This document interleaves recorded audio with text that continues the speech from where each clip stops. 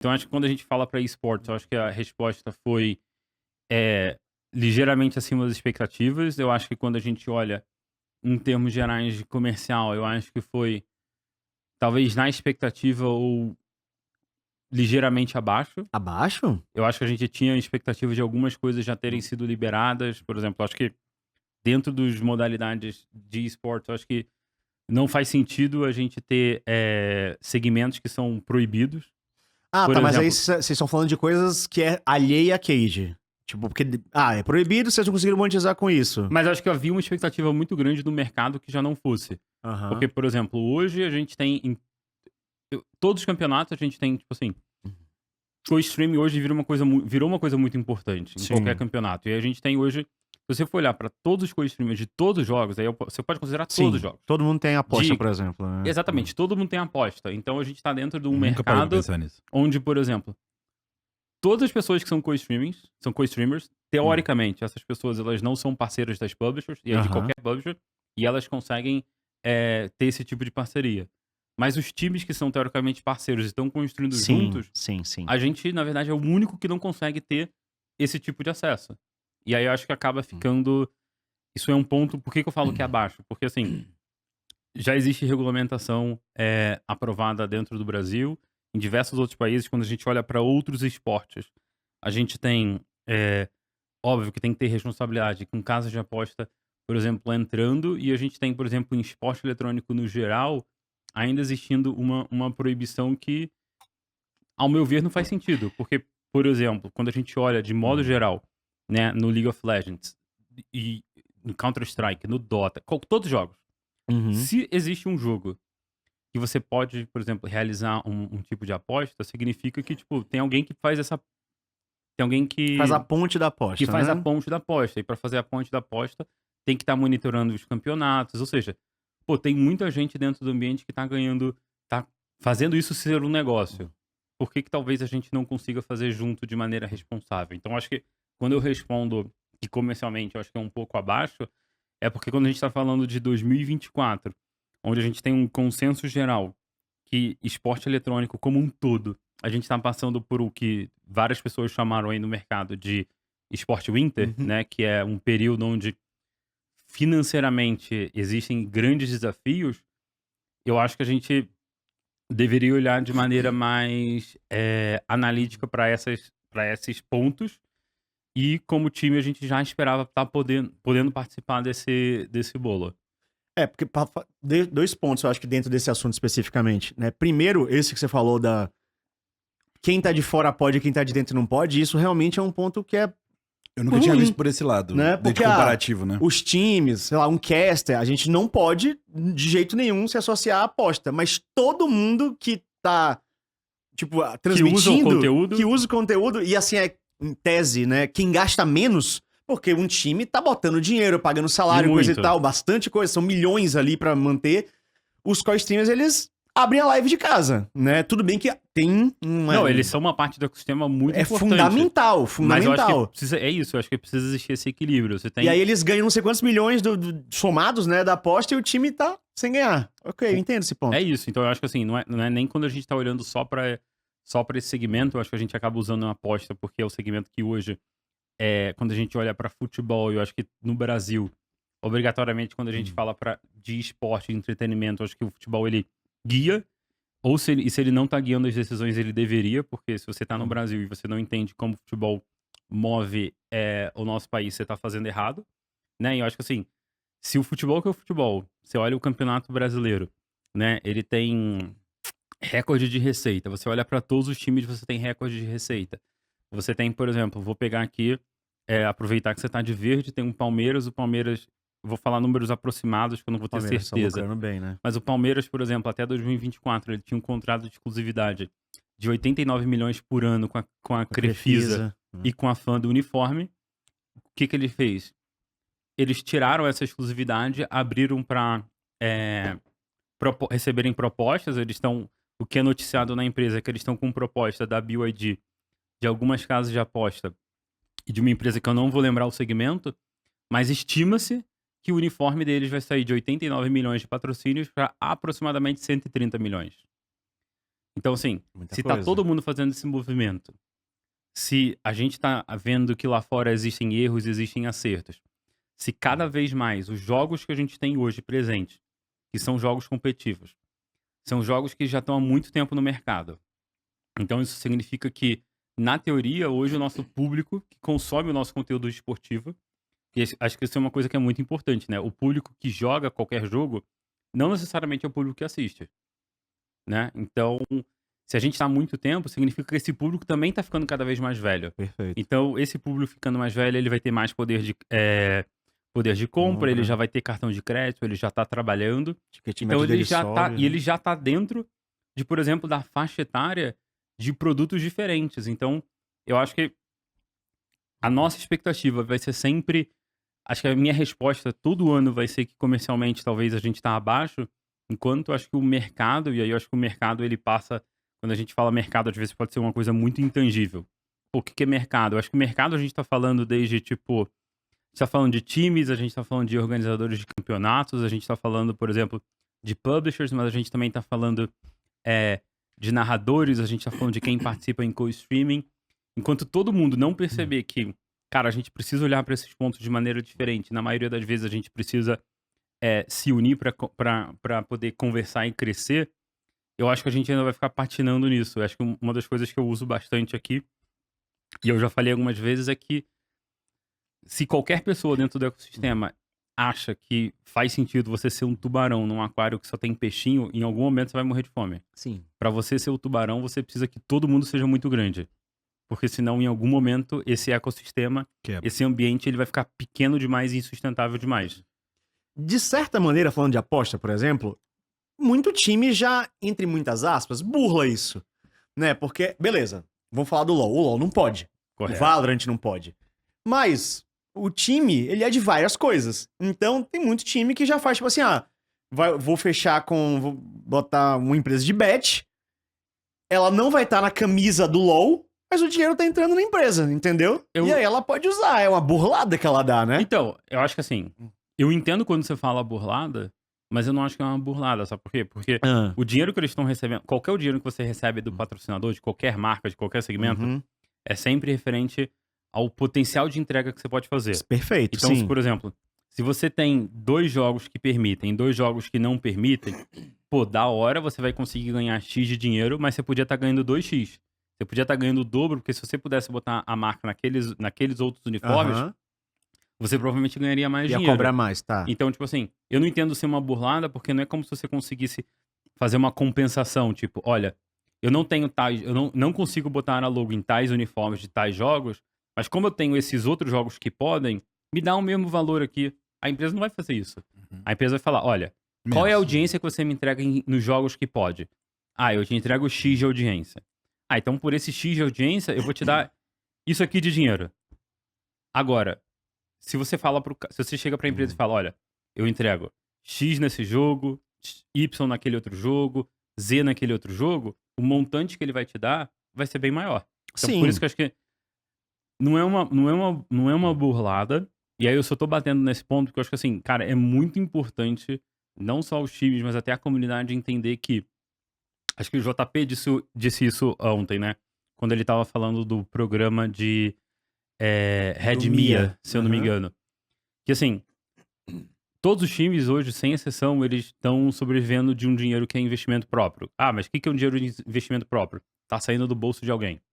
Seja do bolso de um dono, seja do bolso de um grupo de donos, seja de um fundo de investimento que investiu.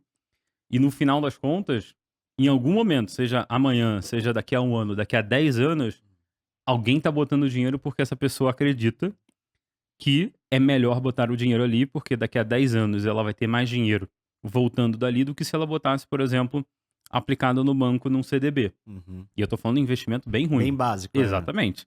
Então, assim, eu acho que a gente precisa ter esse tipo de conversa, até como comunidade, como mercado, pra gente entender se as coisas que a gente tá fazendo também estão alinhadas com isso.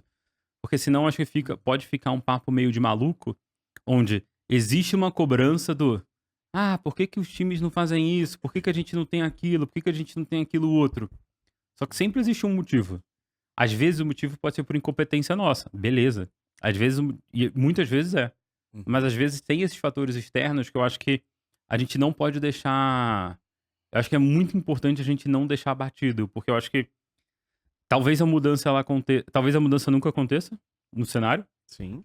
Talvez ela aconteça, mas se em algum momento tiver a chance dela acontecer, eu acho que ela vai ser por conscientização. Quando todo mundo entender que, cara, se a gente não tratar esse negócio como um negócio de verdade, se a gente não separar se a gente não soltar as rédeas, eu acho que se a gente não fizer isso, eu acho que em algum momento a gente vai derrapar de novo. Como a gente derrapou agora. Então, é isso que eu ia te perguntar. Você acha que o problema maior do CBLOL era grana?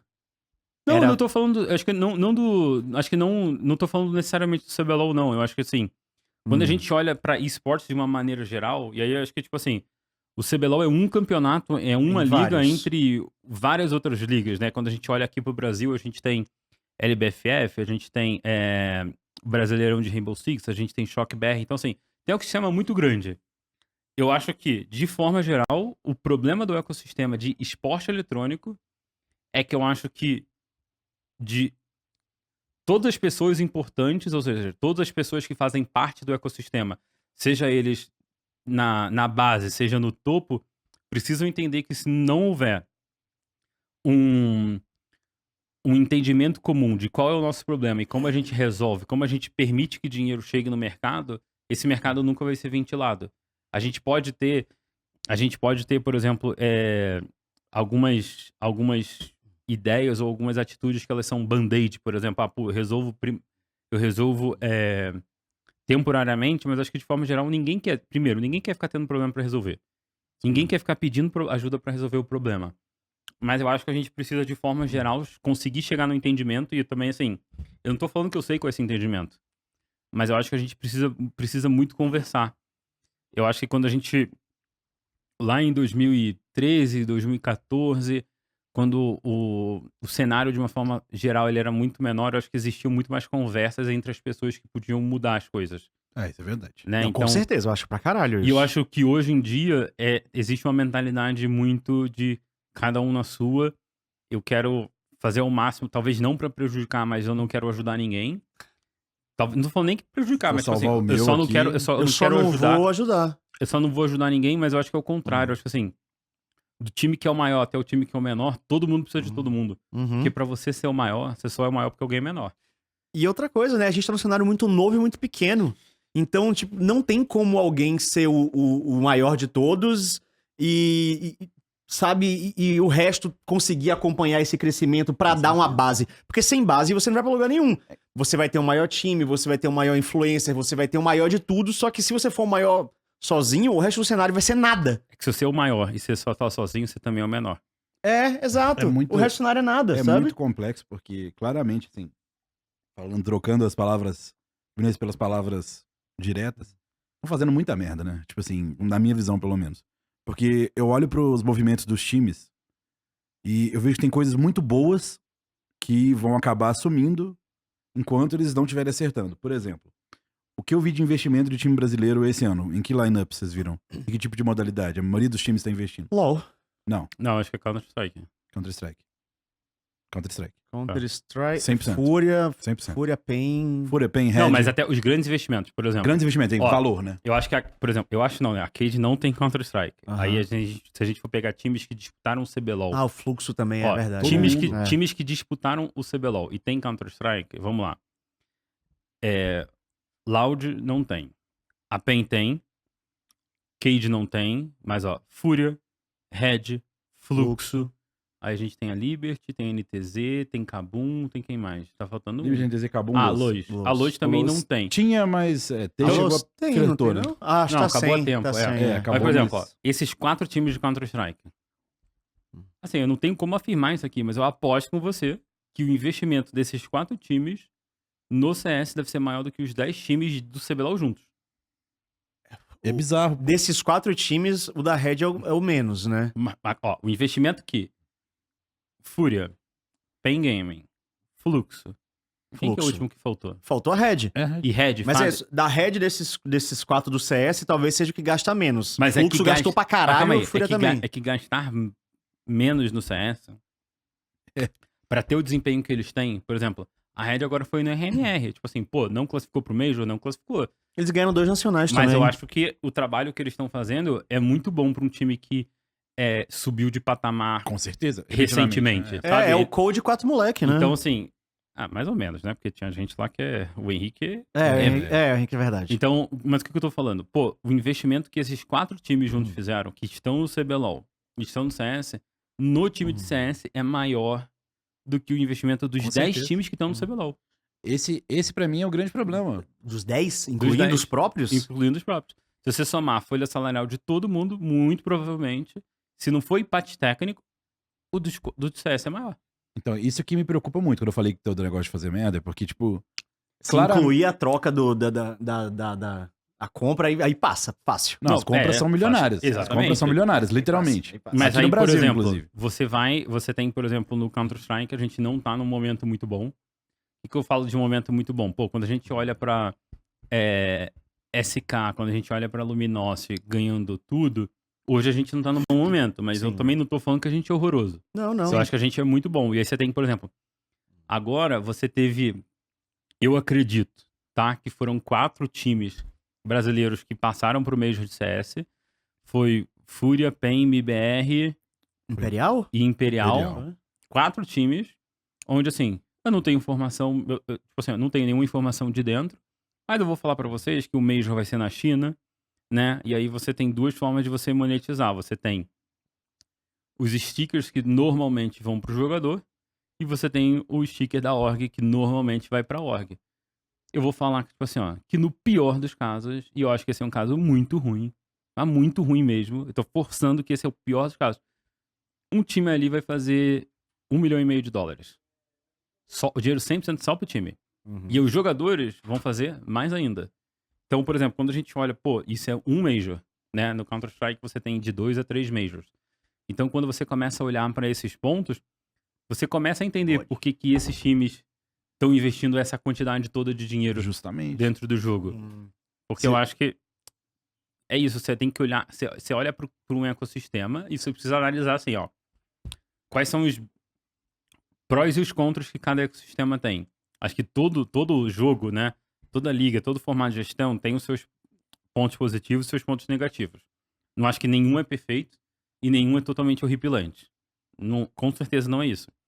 Mas acho que quando você faz todo o balanço, tanto de comunidade, quanto de potencial de retorno, de como você pode monetizar, de como você pode desenvolver de segurança, eu acho que esses times conseguiram encontrar uma resposta em comum. E eu acho que isso está muito refletido no investimento que eles estão fazendo. E isso junta com outras coisas. Então, por que eu falo que eu fico meio revoltado? Eu amo League of Legends. Eu amo o jogo que eu cresci jogando, que eu fui jogador profissional. Fez nossas vidas, né? Eu amo esse jogo. E eu acho que tem coisas que, por exemplo, você tentar justificar de várias formas muita coisa. Ah, vai aumentar a idade média do jogo. Ah, isso é uma coisa que nos vem pro nosso público. Você pode dar várias justificativas. Só que assim, pra mim, eu tô assistindo o jogo morrendo competitivamente em questão... Não morrendo, ainda tá bem vivo. Mas eu tô começando a sentir que ele tá dando sinais de velhice, entendeu? Começou a tossir, começou a doer as costas. E não sou eu. Não, nem eu. Mas, tipo, começou a ter essas situações. Eu olho pro lado e eu vejo que os outros jogos, eles... Também jogos antigos. CS é um jogo novo, pelo amor de Deus.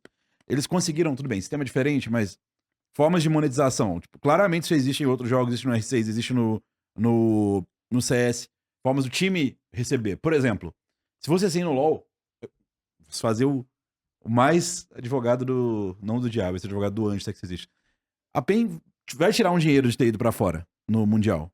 Mas isso nem se compara se eles fazem a mesma run num CS. Tipo, a monetização que eles têm de volta é... Pelo que eu sei. Qualquer time que vai pro Mundial, no LoL, tem uma monetização de volta muito baixa. Vai ter visualização. Isso, tipo, vai ter ele em exposição. E, além disso tudo que ele tá falando, tem óbvio que o CS, ele permite você ser patrocinado por causa de aposta. Então, você ganha nos dois lados. Você ganha se você for bem no esportivo. Até se você for só você ganha, né? Comercialmente, a roda gira. Tanto que, eu não vou entrar em detalhes, mas era muito difícil negociar coisas pro LoL, negociar coisas melhores pro LoL. Na Cade eu não tive essa situação, mas em orgs passadas era muito difícil, porque claramente os investimentos em outras modalidades pareciam melhores. parecia a org estava mais inclinada, mais disposta a investir, porque de fato vai ter um retorno. Então, a minha preocupação, eu falei disso, é justamente por causa disso. Que eu acho que uma hora as coisas têm que mudar, nem que seja aos poucos. E, por exemplo, você falou do streamer. Beleza, o streamer tá ganhando casa de aposta. Mas se não tiver time pra jogar, não vai ter o que ele transmitir, pô. Exatamente. Então, Pelo mas amor de Deus. Eu acho que talvez esse seu ponto, eu acho que ele mostra qual que é a importância e eu acho que ele traduz um pouco a falta de, talvez, conhecimento do quão importante é o ecossistema. Então, por exemplo, se você é um co-streamer extremamente influente, poderoso, se você é um time extremamente bem estruturado, forte, com investimento, se você é um organizador de torneio, acho que não adianta você ficar olhando necessariamente só o que só é melhor pra você. Uhum. Porque eu acho que isso é um tipo de consciência que a gente ainda não tem no Brasil. Que é entender que, cara, se tudo sempre for só o melhor pra mim e automaticamente é o pior pros outros, Não é um bom negócio. em algum momento, esses outros que estão recebendo só o pior, aquilo vai morrer. Sim, sim. Né? Então, eu acho que isso tudo foi só pra responder a pergunta sobre... Pois é, o ano da Cage, né? Sobre o ano da Cage, né?